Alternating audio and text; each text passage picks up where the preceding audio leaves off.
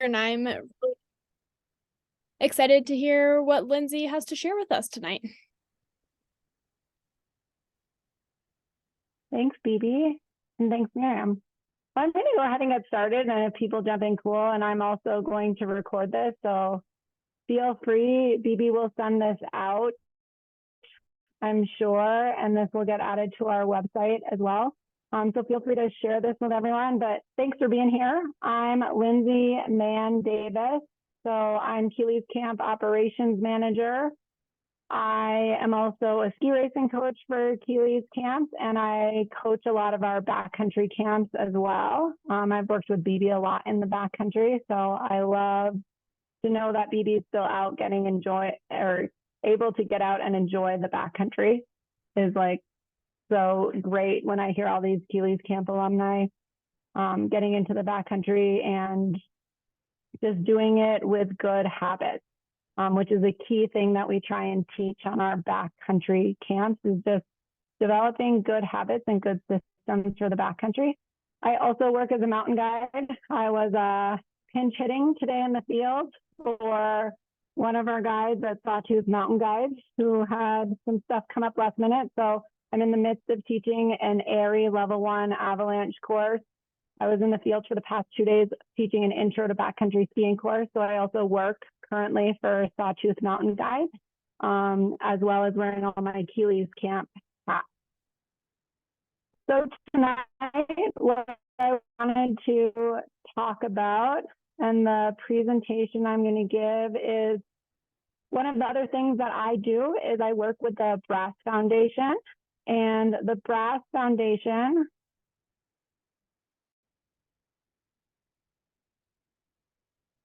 that's not quite the right chair. Sorry, trying to do too many things at once.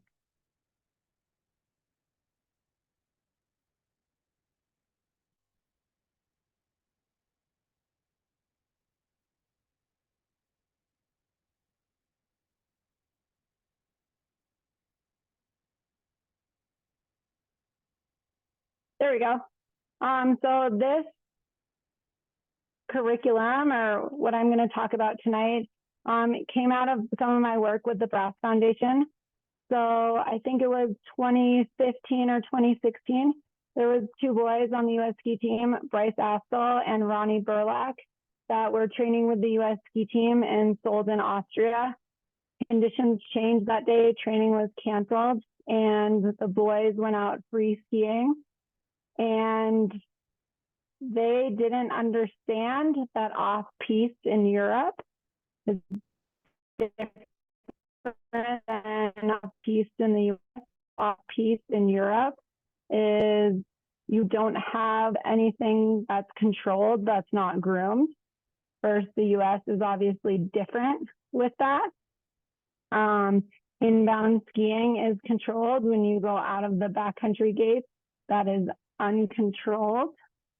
And in the backcountry, so Europe has some different meaning. And the Brass Foundation's curriculum, we specifically like to talk to competitive snow sport athletes who are traveling around the world and to different snow climates regularly, which is a little bit different than the people that I typically get in an Avalanche 1 course or in an intro to backcountry skiing course, where you are staying locally and really working in like one snow climate.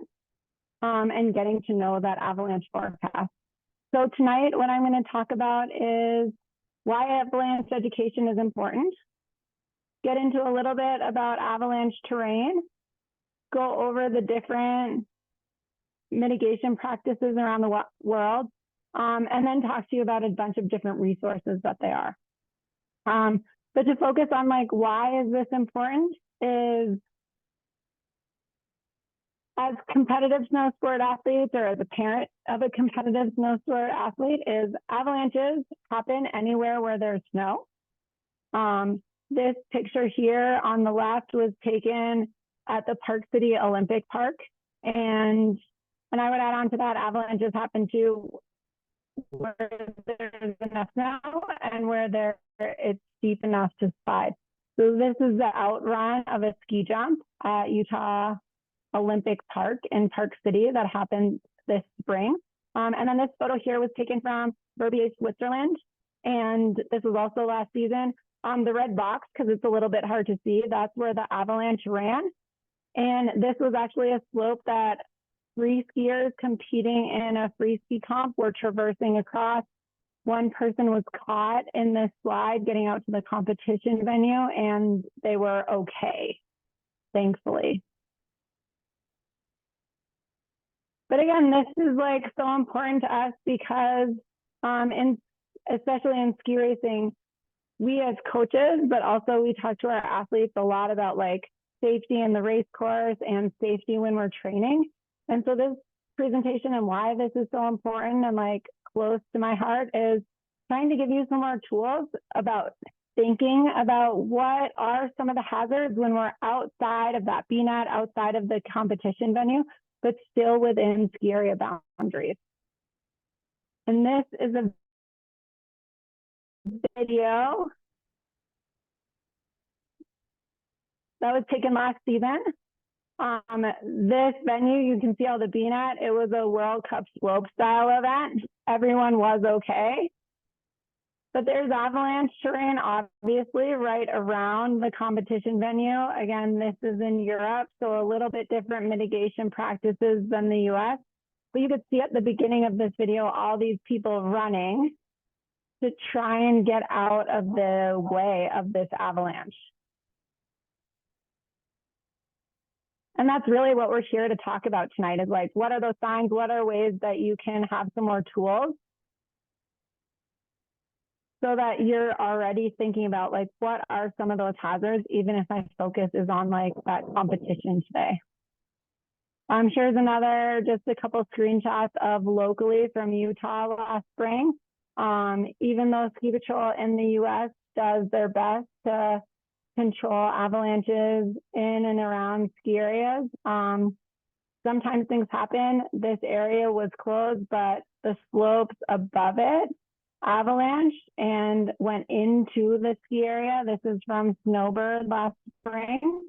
And again, everyone was okay. All these people here are Ski Patrol from Snowbird, and they're just probing that debris field because that's protocol for them. They had an avalanche that ran inbounds and they need to make sure that area is cleared. And thankfully no one was caught in that, and they did their job of not having this run open that day. So just a couple other like big picture statistics, and we are going to get like a little bit more positive with this presentation, but we do want to just like have everyone understand the realities of this environment. Is on average, the US sees about 27 fatalities per year from avalanches. Canada, it's about 10. And then if you look at Europe, it's about 100. And really what sticks out to me is just like terrain in Europe that's off-piste or not controlled, or the backcountry is just more accessible in Europe. And so people can get into that terrain easier, and you tend to see, I think that is one of the reasons that they have more fatalities. And these colors here all across the world indicate different weather patterns. And so, you know, as ski racers, we are traveling into these different colors, into these different zones, into different weather conditions, which create different avalanche conditions, even just domestically throughout the season. And so, again, giving some tools to just think about, like, what can we do? So here's a video, just again, showing, this is from Europe. So again, off-piste slopes, that slid that ran in bounds, as you're going to see.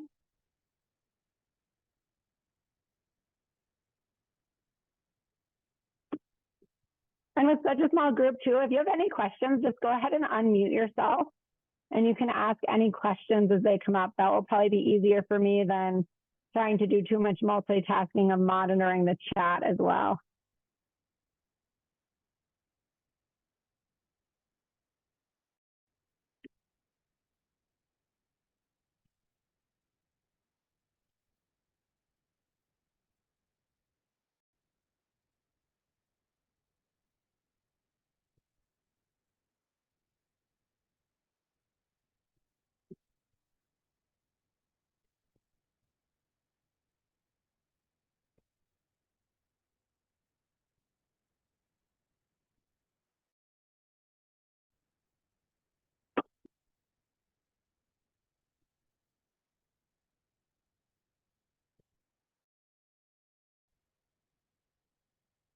So that like look behind him as he's trying to outrun this avalanche that happened.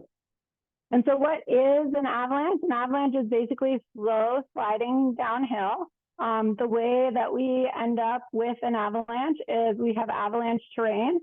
So avalanche terrain is anything 30 degrees and steeper, which if you think about runs inbound, blue and black runs inbound, blue depending on what ski resort you're at, but that starts to be avalanche terrain, black runs for sure. So that's a great way to start thinking, is this avalanche terrain? Is this 30 degrees and above? Starting to relate it to, okay, what is avalanche terrain? Inbound, for sure, black runs, and blue runs are getting into that avalanche terrain. So that's one piece of the puzzle. Another piece of the puzzle in order to have an avalanche is unstable snow. So what we mean by that is some sort of strong, cohesive layer of snow with a weak layer of snow underneath. So right now what we have in Idaho is we just have sugary snow. You can't make a snowball with it. It's not cohesive basically to the ground at most mid-level elevations.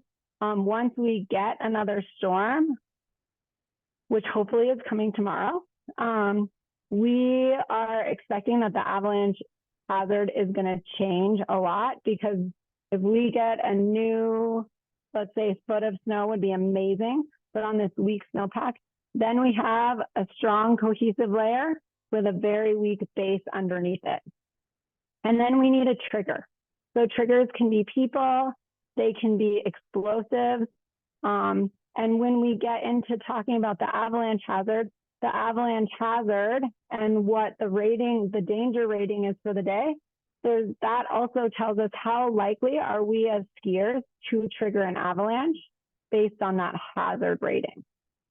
The one piece of this puzzle that we have the most control over is avalanche terrain. So when I'm going out, I'm thinking about, am I in avalanche terrain?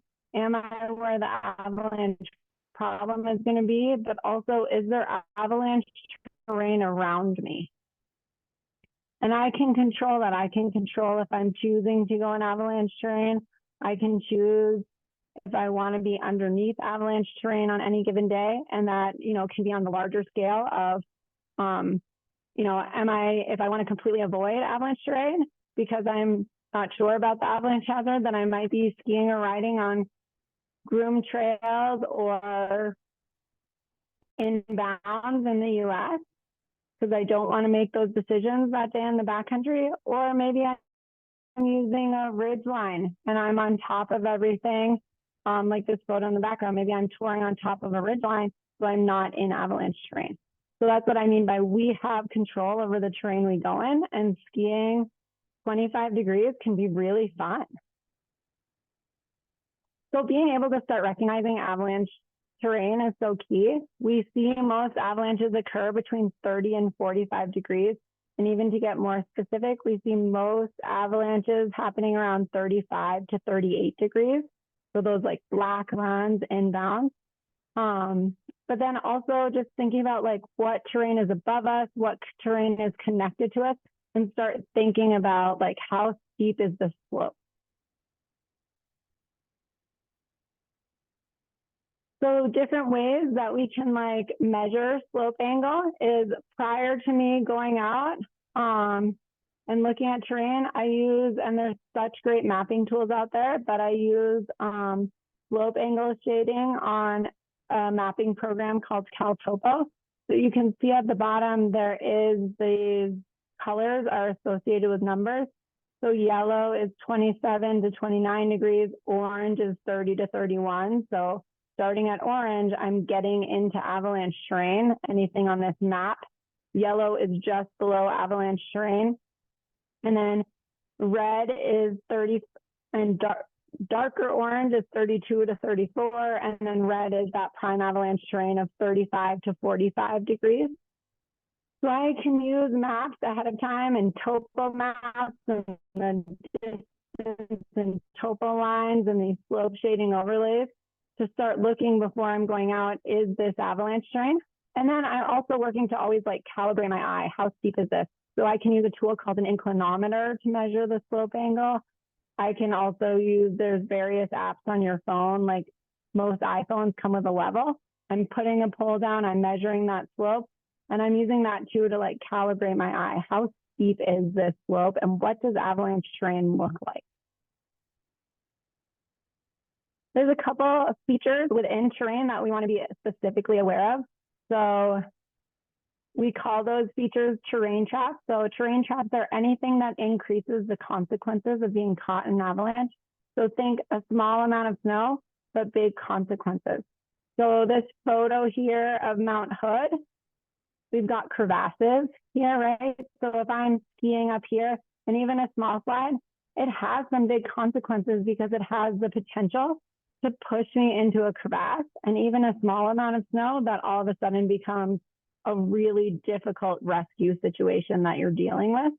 So that's kind of like big picture spectrum, but on a smaller scale too is going back to like inbounds examples is like road cuts. So think like cat track and then steep above it. But those are areas that we want to be aware of on a putter day, aware of as skiers that are coming down some of these steep slopes onto a cat track. And also just like where we're regrouping on cat tracks, like not stopping like close on the cat track to that steep wall or maybe further down the cat track where there's not steeper slopes above us can be great reminders for inbound skiing. Other examples of terrain beds are like gullies or creek beds or cliff bands that you can be swept over. So anything that increases the consequences of being caught in an avalanche. But again, the biggest thing that we can start thinking about is just like that terrain, that slope angle, and start thinking about what is above us and not just the terrain we're in, but what is in and around us.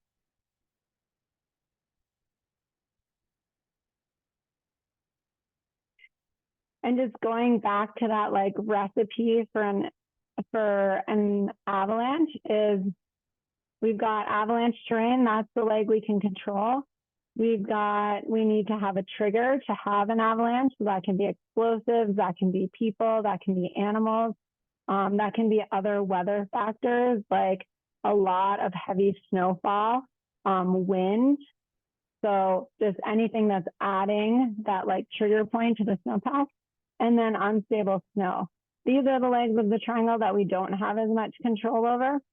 But in terms of unstable snow too, that's where reading the avalanche advisory is going to the experts to hear what is the avalanche hazard? What do we need to be looking for on that day? Any questions right now just on like what it takes to have an avalanche or avalanche terrain? Or BB, anything that you want to add that you like has helped you think about avalanche terrain and get that gauge for what that 30 degrees looks like?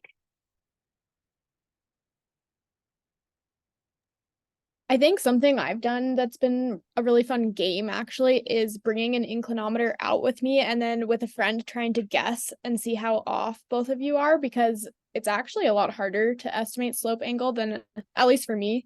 Like I often think things are less steep than they actually are. So that's been one way I've practiced. And I just think skiing with people that are really experienced, like you, Lindsay, at Keely's camp or on our hut trip, has been a really helpful way for me to learn some of these things and learn how to assess terrain. Thanks, Beat. But yeah, a lot of it's practice, and like BB was saying too, when it gets to looking at avalanche terrain, yeah, making it a fun game. I love that. Is so great. And so where we can get this information from the experts of what they're telling us, they're the ones that are like having people out there looking in the snowpack every day, really thinking about like, what is that hazard? How are the weather factors affecting it? The website in the US to get the avalanche forecast is avalanche.org. In Canada, it's avalanche.ca. And then in Europe, it's avalanches.org with an S. And then you see all these screenshots. There's all these colors on there. Those are all the forecasting centers, mostly in the US in the West and in Alaska. but all of these are forecasting centers. So then from these main sites, you can click on the forecasting center where you are. And most of them now have a search button. So you can type in Jackson, Wyoming, or you can type in Snowbird, Utah, and that's going to show you where you need to click to get the avalanche forecast.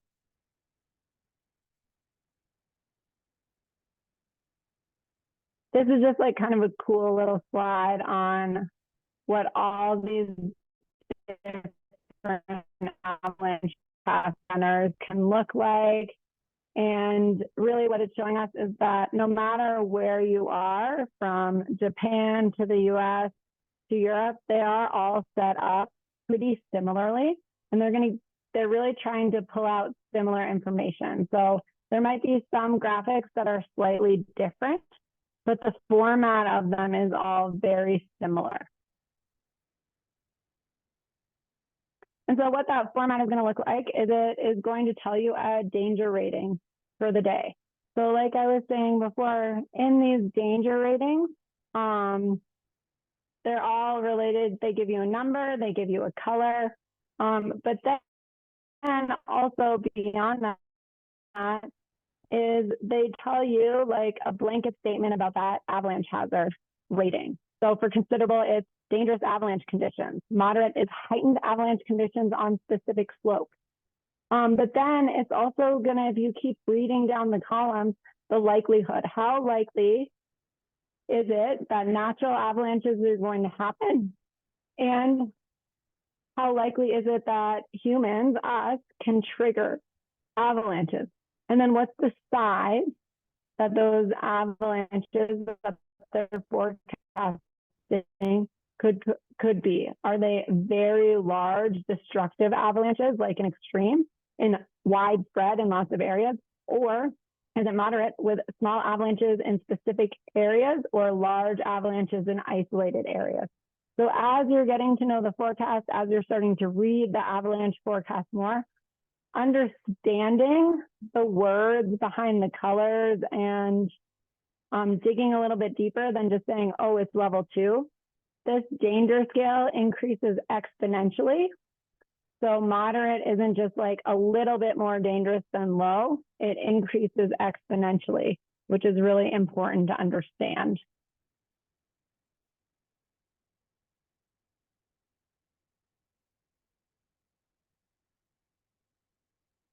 We took statistics from Colorado for this, and these are pretty representative of all of this. Where we typically see avalanches occur or avalanche fatalities occur is when we have considerable and moderate danger. And so when we look at the definitions a little bit more, this is where knowing and understanding a little bit about avalanches and how to manage that really comes into play. So under considerable, it says cautious route finding and conservative decision making is essential. So that decision making becomes really important at considerable and moderate of just those terrain choices. So in moderate, it even is still saying evaluate snow and terrain carefully. And so even just being on here tonight and starting to think about all of this and learning how the experts are trying to communicate this to the public is really important. So when the forecast, the standard formatting is that the first thing we want to look at when we pull up a forecast is what was the date that it was issued? How current is this forecast? Usually they have an expiration date of when this is going to expire. Usually they last about 24 hours. And then a lot of times at the top 2 now, avalanche centers will have some sort of bottom line, like what is that big headline news with the avalanche problem that day? And then they're going to tell you weather information, and then they're going to tell you too where that avalanche problem exists. We like to communicate this in the avalanche world, where that avalanche problem is with elevation. So if you think about this triangle, these are all different elevation bands of what the hazard is. So low elevation, think below tree line. Mid elevation, think in the trees. And then upper elevations is above the trees in the alpine. And then this graphic here, this compass rose, as we call it, this has each aspect. So what aspect the slope is facing that you're skiing on. And it's going to tell you where does that problem exist on what aspect. And so when you're looking at this, think about looking down on a mountaintop. So if this is the mountaintop, this is saying that this problem exists at all elevations above tree line and at all elevations within the trees. And then it's going to tell you how likely it is to happen, how large that avalanche is. And then now forecasting centers are too telling you a trend. So is the avalanche hazard going to be increasing, staying the same, or potentially decreasing as they're looking forward and looking ahead? This is also as like ski racers and or just people traveling in the mountains. Another plug to start reading the avalanche forecast consistently is they're forecasting the weather specifically for the mountains. There's like iPhone weather forecasts or other forecasts that you might be looking for. They might be forecasting for like the town near mountains. And then, you know, we've all had those days where it's like super nice at home and then you get into the mountains and the weather is totally different. So avalanche forecasts are great to read too because they are really good mountain weather forecasts. So when I'm coaching, I use this to make my wax calls and think about what layers do I have in my pack for the day. And have had a lot of success with these mountain weather forecasts from the avalanche forecast. So that's just another plug as to why reading the forecast and making that part of your routine is really valuable.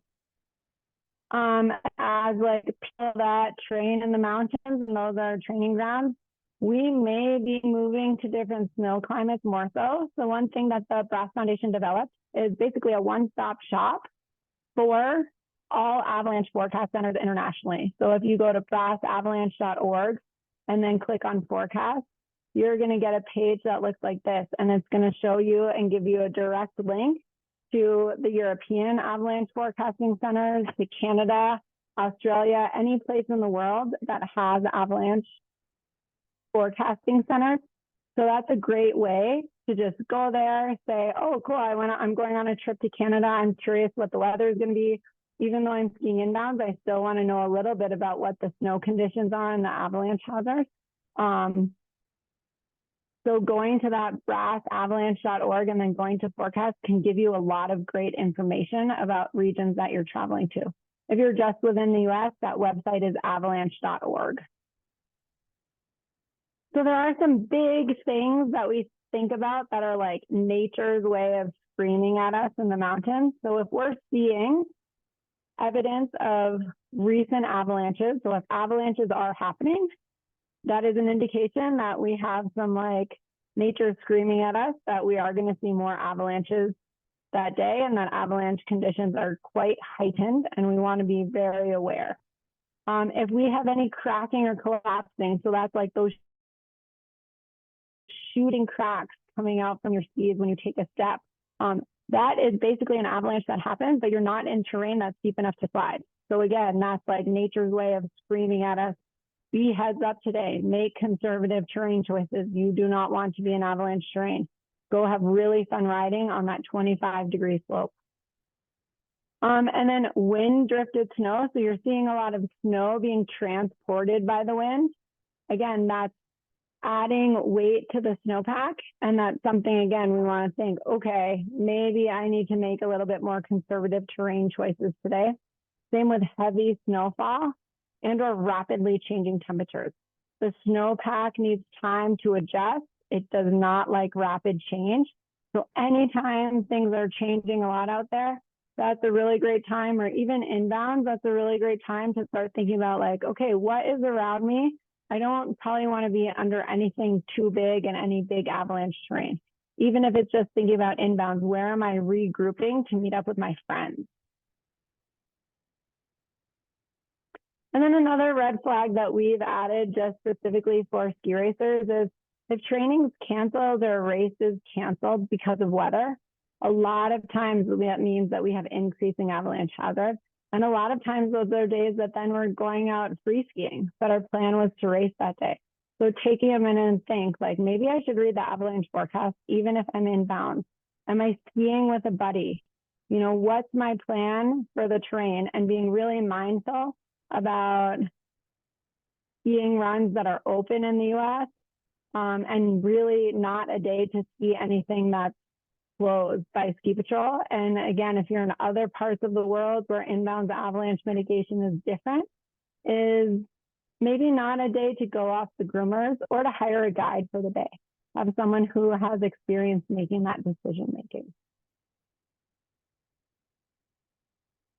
So these are just a couple of examples of just some avalanches and how close they're happening to ski area boundaries, and why really respecting those rope lines, understanding what the avalanche mitigation is where you are, is really important.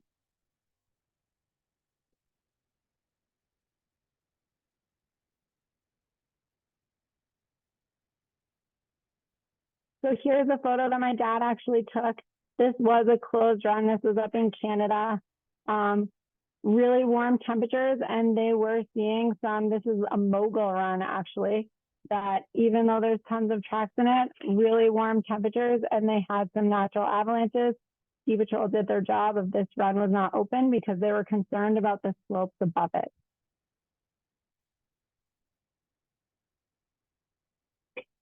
And then a lot of times too, as we're leaving ski area boundaries or within ski area boundaries, there are ways to, either in the US, we're seeing more and more of these billboards. So it's going to tell you what the avalanche hazard is for the day.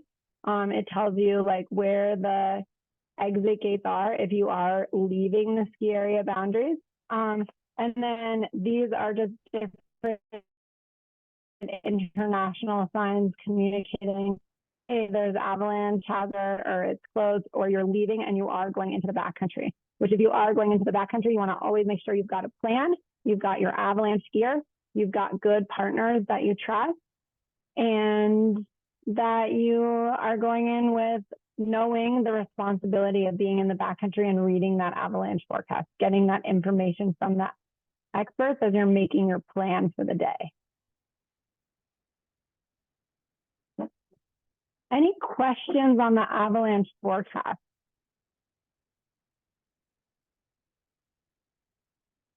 Maybe anything you want to add, or like things that you do or think about when you're reading that forecast? I think what you said about reading it consistently has been something that's really helpful for me, is that, you know, it's harder to have a big picture of what's going on if you only look at it the day that you're going to ski. So I've tried to make it, I signed up for the emails. And so every morning when I wake up, I'll just read the email of what's going on. And I have found that reading it over the course of a season gives you a much better sense of what's going on. And like, even if, I mean, right now they've kind of taken persistent weak layer off of the avalanche forecast here in Jackson because there's not a huge slab on top of it, just because it hasn't been snowing.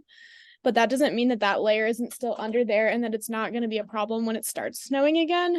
And I have that in the back of my head, even though that's not something that is explicitly being said on the avalanche forecast right now. So I think that that's an example of one way that it's really helpful to like be reading it consistently, because I have an idea of what it's going to look like and why the danger is going to spike when it snows this upcoming week.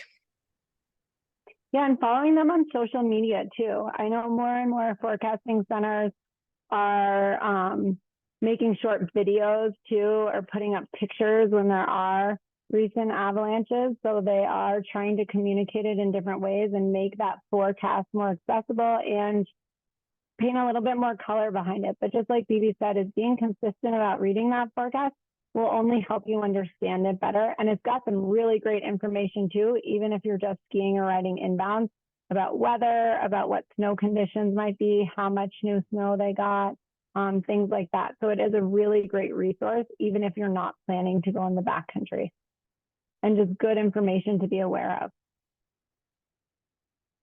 So anytime if we are going out into the backcountry, we have a couple different safety nets.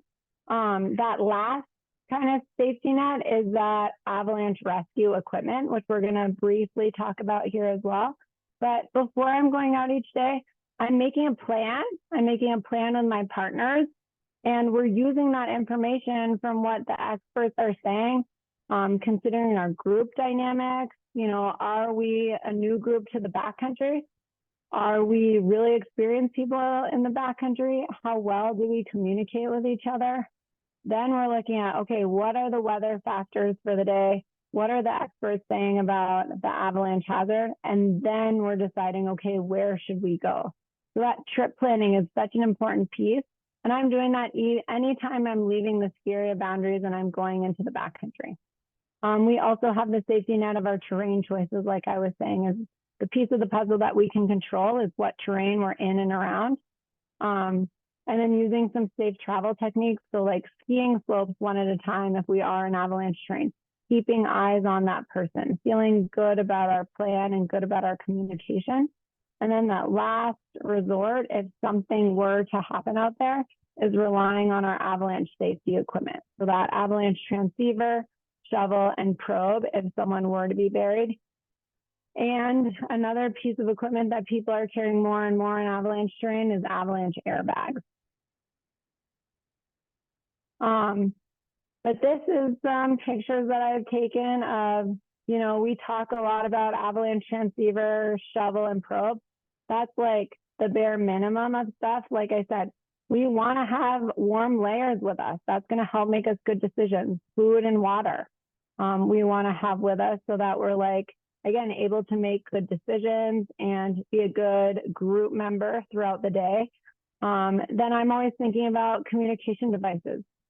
Do I have cell phone? If I don't, I carry an InReach with me, which is a satellite device that you can two-way text through when you don't have cell phone service.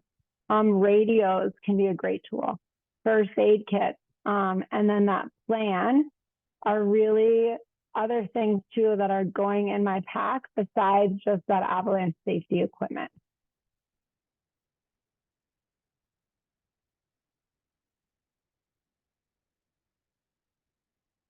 Oh, I guess I didn't have some of the slides on avalanche safety equipment that I thought. But I do want to just talk a little bit more about avalanche transceiver, shovel, and probe. And then I can just open it up to a little bit of discussion. So avalanche transceiver, I'm actually still wearing mine. So this piece of equipment, this is my avalanche transceiver. So when we're going out, this is attached to our body. Avalanche transceivers are going to find other avalanche transceivers. The things that I'm always checking before I go out with this piece of gear into the backcountry is, what is my battery percentage? Does everyone have this? And then these have the ability to search for other transceivers as well as send out a signal. And so when we get into discussing in a level 1 avalanche course or a rescue avalanche course, is we spend a lot of time playing with this piece of equipment, showing how it works. Because we're carrying it, we want to have practice with it. So we practice searching for it because avalanche transceivers are going to find other avalanche transceivers, and we want to do some also basic trailhead checks each time we go out to make sure that they're working, that they're able to pick up a signal, that they're able to send out a signal, and that we have enough battery to actually execute a search. A key thing with these avalanche transceivers is we want to take care of them. We want to wear them properly. So that's usually in the harness they come with it and over our base layer. So as we're changing layers throughout the day, we're not having to take off our avalanche transceiver, and we know it's attached to our body. Other just like a little tidbits about avalanche transceivers is that they like to take name brand batteries. That Energizer, that Duracell, this is like the place to splurge on the good batteries. It's not the place to use Costco batteries or Kirkland or lithium batteries or any sort of rechargeable, because they will deplete really quickly. So we want to use those name brand alkaline batteries. Avalanche shovel and probe, those are two other pieces of equipment that for sure go with that threesome. I want my avalanche shovel, my avalanche probe inside my pack so I'm not at risk of losing it during the day. And I also want it to be accessible. Is I want to be able to get that somewhat easily if I were to have to do a rescue. For the avalanche shovel, I want a good metal shovel. Avalanche debris is really firm. And so we want to be able to have a tool that's going to work in firm avalanche debris. And then avalanche probe is, I want an avalanche probe that's like 250 centimeters or longer, just to make sure that if someone were to be buried, the average burial depth in an avalanche is around 1.5 meters. So I just want to make sure that I have a probe long enough to do that. Most probes, when you put them together too, they have a locking function. So making sure you know how that probe assembles properly. And then again, a big picture takeaway is like skiing in the backcountry is super fun, something I love to do. I look back at myself as a ski racer and just wish that I had had a little bit more tools about the environment that I love spending time at a younger age.